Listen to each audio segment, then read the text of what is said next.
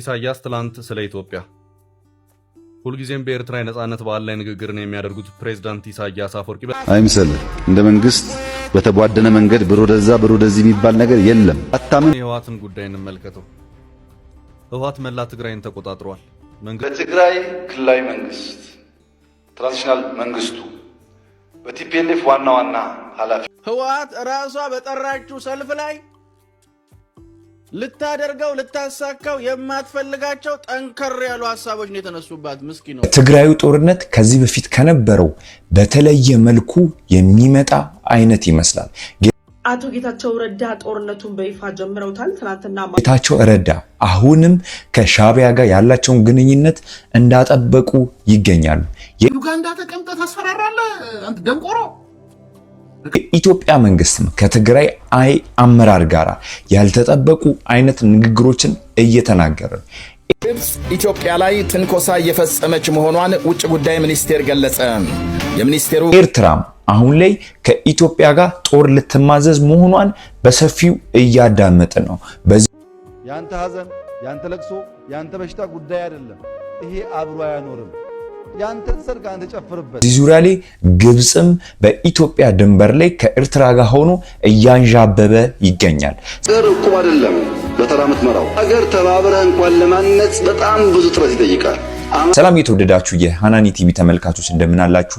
እንደምን ሰነበታችሁልኝ? ውድ ቤተሰቦቻችን ዛሬም ለእናንተ በአዲስ ቪዲዮ መጣለን። ይህን ቪዲዮ ከመጀመራችሁ በፊት ላይክ እያደረጋችሁ ጀምሩ ዘንድ በአክብሮት ጠይቃለን። ውድ ቤተሰቦቻችን እንደምናውቀው ባለፈው እንደተነገርኳችሁ ከሆነ ኤርትራና የኢትዮጵያ ነገር ሁላችንም አውርተን ነበረ። በዚህ ዙሪያ ላይ የሰላም ስምምነት ይፈረማል ሲባል አሁን ላይ ኤርትራ የነጻነት በዓሏን በምታከብር ጊዜ ላይ ኢትዮጵያ ላይ የማይጠበቁና ያልተጠበቁ አይነት ነገሮችንም እየተናገረች ይታወቃል። ኢሳያስ ትላንት ስለ ኢትዮጵያ ሁልጊዜም በኤርትራ የነጻነት በዓል ላይ ንግግርን የሚያደርጉት ፕሬዝዳንት ኢሳያስ አፈወርቂ በትላንትናው ዕለት በተከበረው የሀገሪቱ 35ኛ የነጻነት በዓል ዕለትም በርካታ ጉዳዮችን የዳሰሱበትን ንግግር አድርገዋል። በኤርትራ ውስጥ ጉዳይ አነሳ አድርገው በአፍሪካው ቀንድ፣ በቀይ ባህር ቀጠና ዙሪያ፣ በአፍሪካ፣ በአሜሪካና በአጠቃላይ በዓለም አቀፍ ጉዳዮች ላይ ሰፊ ትኩረታቸውን ያሳረፉበትን ንግግር ያደረጉበት ሁኔታ ታይቷል።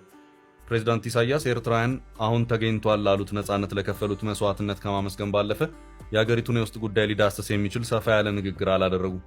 ፕሬዝዳንቱ ያለፈው ዓመት የተመሳሳይ ወቅት ንግግራቸውንም በማስታወስ ባለፈው እኮ እንዲህ ብዬ ተናግሬ ነበር የሁላችሁ ያልኩት ሆነ በማለትም ንግግራቸው እንደ ትንቢት እንደነበርም እያጣቀሱ ተናግረዋል። የአፍሪካው ቀንድ ቀጠና ካለው ዓለም አቀፍ ተጋላጭነት አኳያ በተለይም ሱዳንና ኢትዮጵያን በተመለከተና በአጠቃላይ በቀይ ባህርና የናይል ተፋሰስ ሀገራት ላይ በተያያዘ የተናገርኩት ነገር ነበር፣ ይሆናል ያልኩት የተጋላጭነት ሁኔታ ነበር፣ በእርግጥም ሆኗል አይነት ይዘት ያለው ንግግርን ፕሬዝዳንት ኢሳያስ ሲናገሩ ተደምጠዋል። ኢሳያስ በዚሁ ንግግራቸው ሀገራቸው ከአባልነት ለቃ እንድትወጣ ስላደረጉት የምስራቅ አፍሪካ በይነ መንግስታት ወይም ኢጋድ ጉዳይም ጭምር በማንሳት አያይዘውም ስለ ኢትዮጵያ፣ ሱዳንና ሶማሊያም ጭምር ተናግረዋል። የአፍሪካ ቀንድ ካለው ቀጠና አስፈላጊነት አኳያ ያለውን ሁኔታ በተመለከተ በቅርበት የምንከታተለው የቀጠኑ ንዑስ ክፍል ነው ያሉት ኢሳያስ ነጻነታችንን ካገኘንበት ጊዜ ጀምሮ ኢጋድን ከመጀመሪያው ድርቅንና በረሃማነትን ከመዋጋት ባለፈ ወደ ቀጥተኛ የልማት አጋርነት ለመለወጥ ያደረግነው ጥረት አልተሳካም ሲሉም ተናግረዋል። አያይዘውም በሶማሊያ፣ በኢትዮጵያ፣ በሱዳንና በደቡብ ሱዳን ያሉ ሁኔታዎች እጅግ አደገኛ እየሆኑ መጥተዋል ያሉ ሲሆን ይኸው የቀጠናው ጉዳይ በለጠ ትኩረትን የሚጠይቅ ነው ሲሉም አክለዋል። ከዚሁ ጋር አያይዘውም የኢራኑን ጦርነትና የሆርሙዞች መዘጋትንም አመላክተው አሁን ያለው የዓለም ሁኔታ የበለጠ የተባባሰ አለመረጋጋት ውስጥ እየገባ ነው ሲሉም ተናግረዋል። ፕሬዝዳንት ኢሳያስ በዚሁ የትላንቱ ሰፋ ያለ ንግግራቸው የአሜሪካን ጉዳይ አንስተው ሰፋ ያለ ማብራሪያቸውን የሰጡበት ሁኔታ ታይቷል። ከበርካታ ዓመታት የአሜሪካ የኤርትራ ግንኙነት መሻከር በኋላ በአሁኑ የትራምፕ አስተዳደር ከኤርትራ ጋር የተበላሸውን ግንኙነት ለማስተካከል እንቅስቃሴን የጀመረ መሆኑ ዘገባዎች ሲያመለክቱ የከረሙ መሆኑ የሚታወስ ነው። እንደ ሮይተርስና ዎል ስትሪት ጆርናል በዚሁ ጉዳይ ዘገባዎችን አከታትለው ሲያሰራጩም ታይተዋል። ሆኖም ፕሬዝዳንት ኢሳያስ በትላንትናው ዕለት ባደረጉት ንግግራቸው የለም የምር ሩጫና መጣደፍ ነው፣ ነገሮችን በጥንቃቄ መመልከቱና መፈተሹ በእጅጉ አስፈላጊ ነው፣ ዝም ብሎ ዘው ማለቱ አስፈላጊ አይደለም የሚል ይዘት ያለውን ንግግር አድርገዋል። ተፋሰስ ኒልን፣ ቀርነ አፍሪካን፣ ቀይሕ ባህርን ወሽመጥን ኣብ ናይ ሱዳንን ኢትዮጵያን ብፍሉይ ሓበሬታ ተቀይሰን ነረ ይወቃል። በዚህ ጉዳይ ላይ የኢትዮጵያ መንግስት እስካሁን ምንም አይነት መልስ መስጠቱን አላየንም። ምንም ዝምታውን ነው የመረጠው። ምክንያቱም ይሄ ነገር ያልተረጋገጠና ብዙ ወፍ ዘራሽ ንግግሮች ይመስሉ ነበር። አሁን ግን በአብዛኛው ኤርትራ የነጻነት በዓሏን ስታከብር ላይ ፕሬዝዳንታቸው ኢሳያስ አፈወርቂ አፍ ላይ የሚወጣ ከተለያዩ ቃል አቀባዮች የሚወጣው ነገር አሁን ላይ ሻዕቢያ ወደ ኢትዮጵያ ጣቱን እየቀሰረች መሆኑን ሁላችንም እየተረዳን እንገኛለን። ህወሓት የአስመራ መልእክት። ህወሓት ለአስመራ መልእክት ይድረስልኝ ብለዋል። ብዙም ያልተለመደ መልእክት ነው። ህወሓት በቀድሞ ገዢ ፓርቲ ኢህአዴግ ውስጥ ግንባር ፈጥሮ ኢትዮጵያን እያስተዳደረ በነበረበት ወቅት ያልተላከ መልእክት ነው። መልእክቱም በትላንትናው ዕለት ከተከበረው የኤርትራ 35ኛ ዓመት የነጻነት በዓል ጋር የተያያዘ ሆኖም ታይቷል።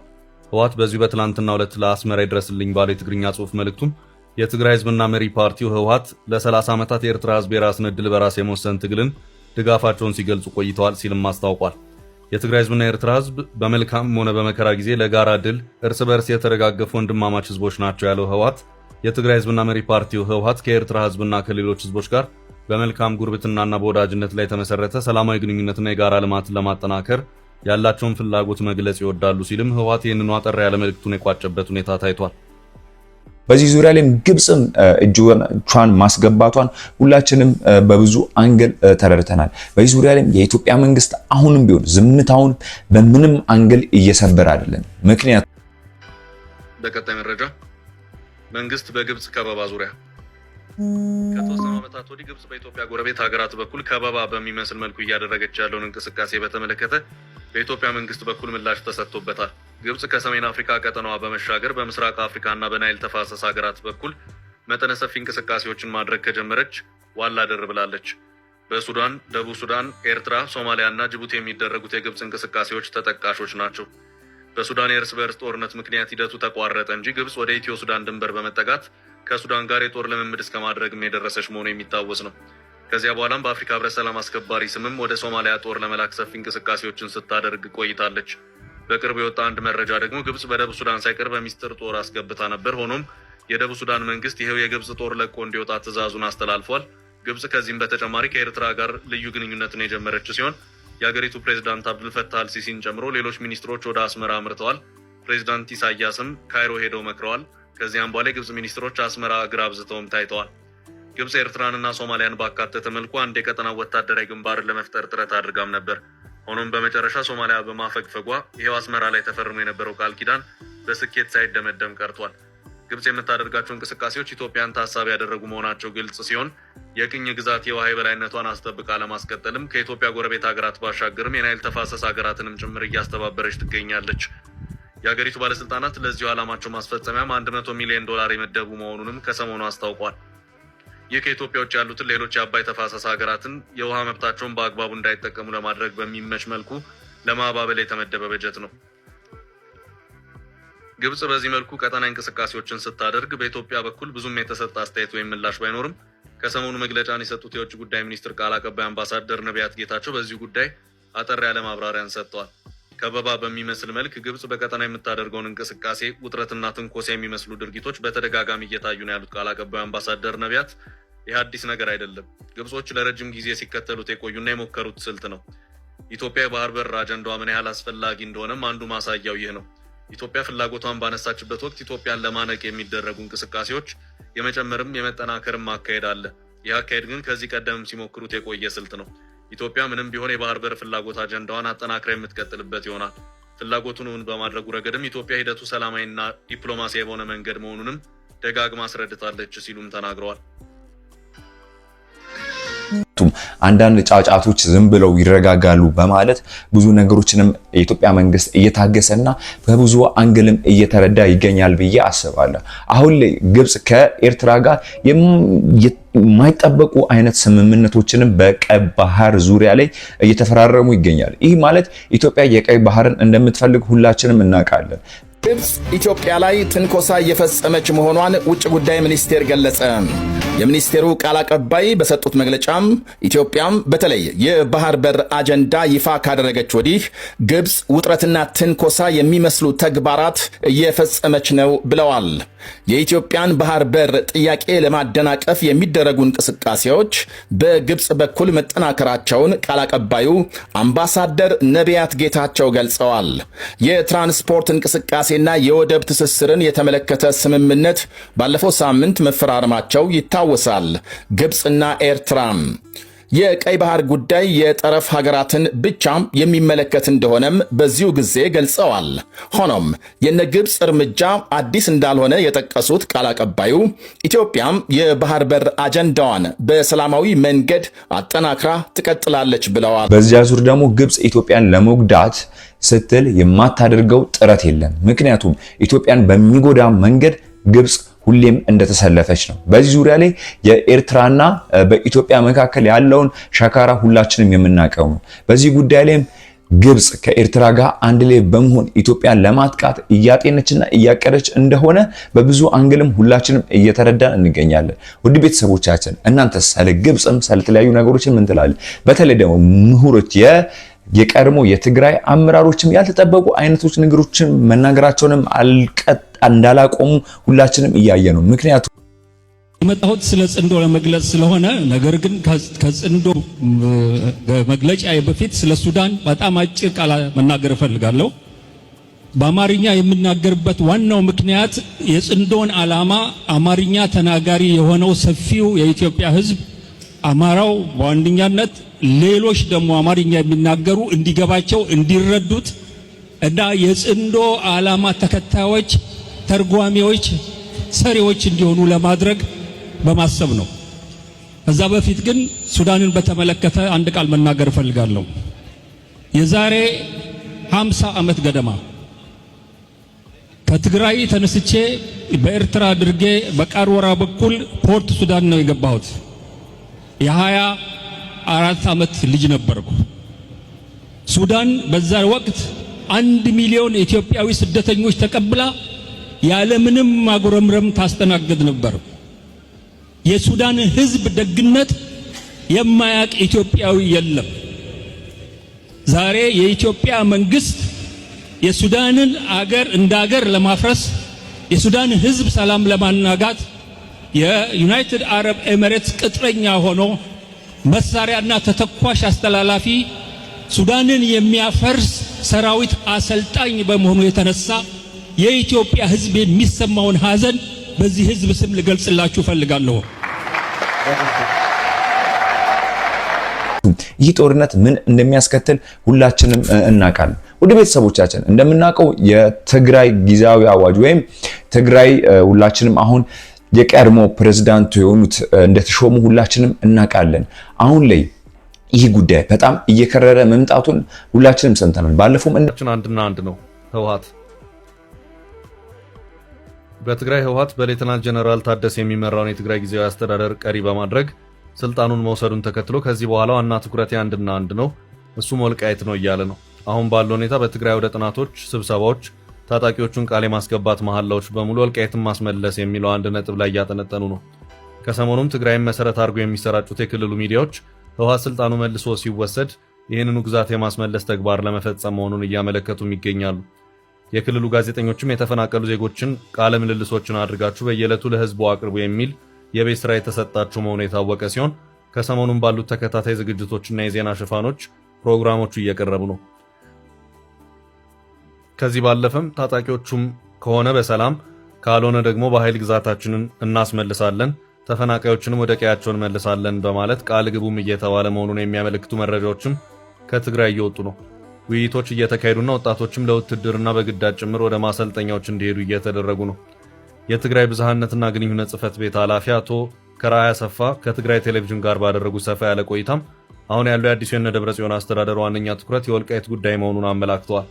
አካባቢው መጣሪያ ባላቸው ሽፍቶች ተይዟል ያሉት ኃላፊው ከወልቃይት በተጨማሪም በጸለምት 3 ወረዳዎችም ወደ አማራ ክልል ተወስደዋል ሲሉም ክሳቸውን አሰምተዋል።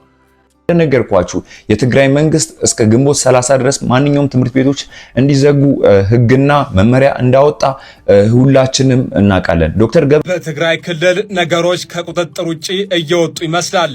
አፈሳውና ትጥቅ ማስፈታቱም ተጣጥፎ ቀጥሏል። የህወሓት ሰራዊት አባላት ባላማጣ ከተማ የቤት ለቤት አፈሳ እያካሄዱ መሆኑን የተሰማ ሲሆን የጦር መሳሪያ ያላቸውን ሰዎችም በትጥቅ እየነጠቁ እያስፈቱ መሆኑን ታውቋል። በከተማዋም ከፍተኛ የጦር የጦርነት ስጋት ድባብ እንደሚታይም ተዘግቧል።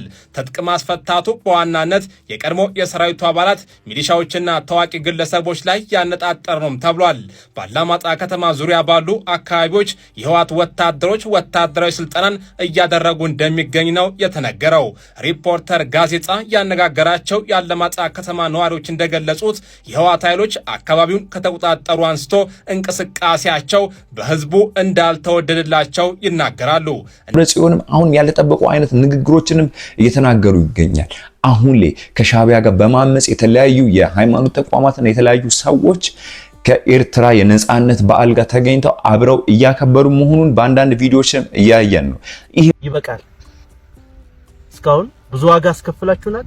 እናንተም ብዙ ዋጋ አስከፍላችኋል።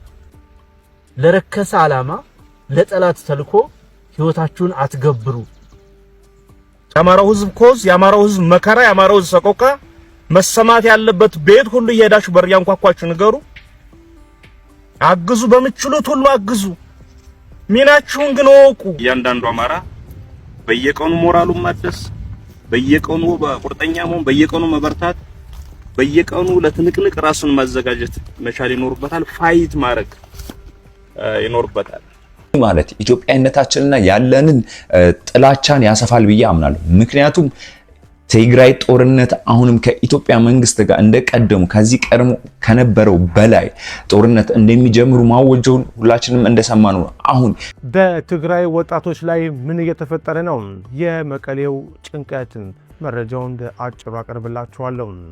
በትግራይ ክልል ላለፈው አንድ ሳምንት የተጠናከረ የግዳጅ ምልመላ ወይም አፈሳም እየተካሄደ መሆኑን ተከትሎ ነዋሪው ከፍተኛ ስጋት ውስጥ ወድቋል። በተለይ በመቀሌ ከአክሱም እስከ ዛላምበሳ እንዲሁም ከአዲቀዬ እስከ ተለያዩ ወረዳዎች ወጣቶች በስፋት እየታፈሱ ነው። ይህ የዘመቻ አድማስ መስፋፋት በመቀሌ የሚገኙ ነዋሪዎችን አፈሳው ወደ እኛንበር መምጣቱ አይቀርም ወደሚል ከባድ ጭንቀት ከቷቸዋል።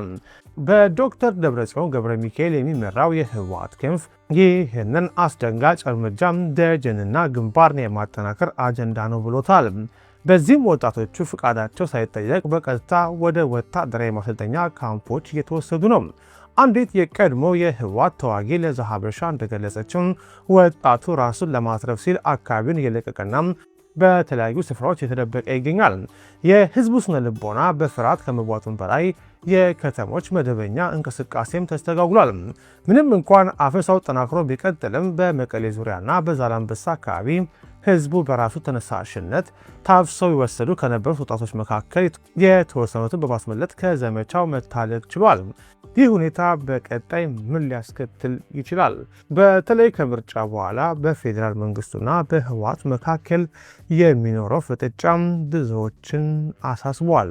እነዚህ ነገሮች ከኤርትራ ጋር ያላቸው ግንኙነት ወይም ከኤርትራ ጋር አብሮ የመስራት ግንኙነት ላይ ስናይ ይህ ነገር ኢትዮጵያን ወደ ማይሆን ቦታ ወደ አልባይ ቦታ ውስጥ ይከታል ብዬ አስባለሁ። በዚህ ዙሪያ ላይ ደግሞ አንዳንድ ፖለቲከኞችም ያልጠበቁ አይነት ንግግሮችንም ኢትዮጵያን ከማዳን ይልቅ ወደ ማፍረስ እንደ ድሮ እንደሚያደርጉ እኔም እንደማወራችሁ ከማፍረስ ይልቅ ኢትዮጵያን ለማፍረስ ሁሉም ጥረት እያደረጉ ነው። ምክንያቱም ፍትህ ለትግራይ ህዝቦች እንግዲህ ህወሓት እንደምናውቀው በጣም የሚመካበት የነበረውን አርሚ 42 የሰራዊቱ አባላት አንዋጋም ብለው በመበታተናቸው ምክንያት የቤት ለቤት አሰሳ እየተደረገ አዋቂ የለ ህፃን የለ ወጣት የለ እየተለቀሙ እንግዲህ ወደ ማሰልጠኛ እየተላኩ ነውና ልጆቻቸውን አልክ ያሉ እናትና አባቶች ደግሞ በአንድ ልጅ ከ500 እስከ 1 ሚሊዮን ብር እየተጠየቁ ስለሆነ ሁላችንም ኤርትራውያኖችም ትግራውያኖችም አማራም ሁሉ ብሔር ብሔረሰቦች ለዚህ ለትግራይ ህዝብ ድምጽ ልንሆናቸው ይገባል።